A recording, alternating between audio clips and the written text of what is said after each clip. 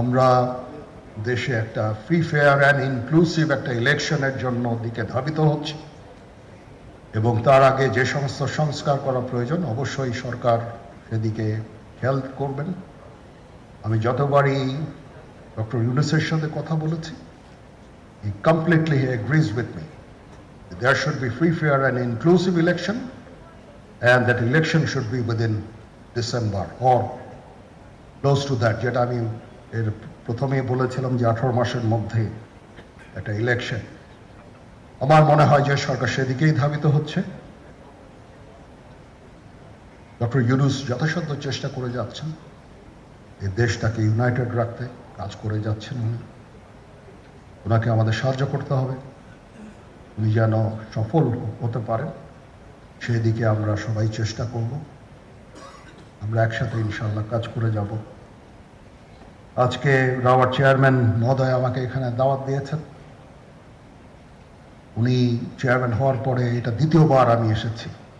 ওনার কাছে আমি কৃতজ্ঞ যে উনি আমাদেরকে আলাদাভাবে বা রাওয়া আমাদেরকে আলাদাভাবে দেখছে না। সার্ভিং অ্যান্ড রিটায়ার্ড, আমি তো বলেছি প্রথমেই যে there should be any difference. আমি সেনা প্রধান হিসাবে সার্ভিংদের প্রতি আমার যেই দায়িত্ব, রিটায়ার্ডদের প্রতি এই দায়িত্বের একই দায়িত্ব, সামান্যতম কম বেশি না। সেই চেষ্টা আমি করে যাচ্ছি আমাদের লিমিটেড রিসোর্সের মধ্যে।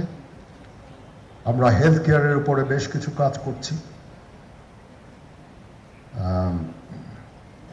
নিজস্ব কিছু মেডিকেল হসপিটাল করার চেষ্টা করছি, ক্লিনিক করার চেষ্টা করছি, পাবেন।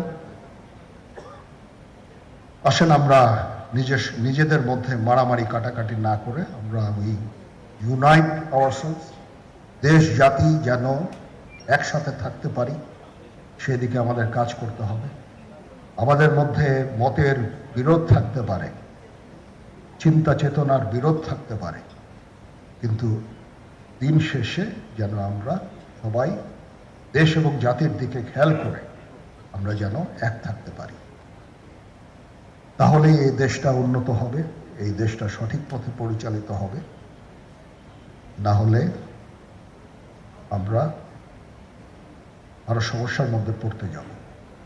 বিশ্বাস করেন, we don't want to head, ওইদিকে আমরা যেতে চাই না। আমি আপনাদের সতর্ক করে দিচ্ছি।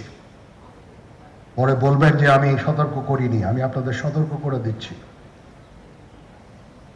আপনারা যদি নিজেদের মধ্যে ভেদাভেদ ভুলে একসাথে কাজ না করতে পারেন, নিজেরা যদি কাদা ছোড়াছুড়ি করেন, মারামারি কাটাকাটি করেন, এই দেশ এবং জাতির স্বাধীনতা, সার্বভৌমত্ব বিপন্ন হবে।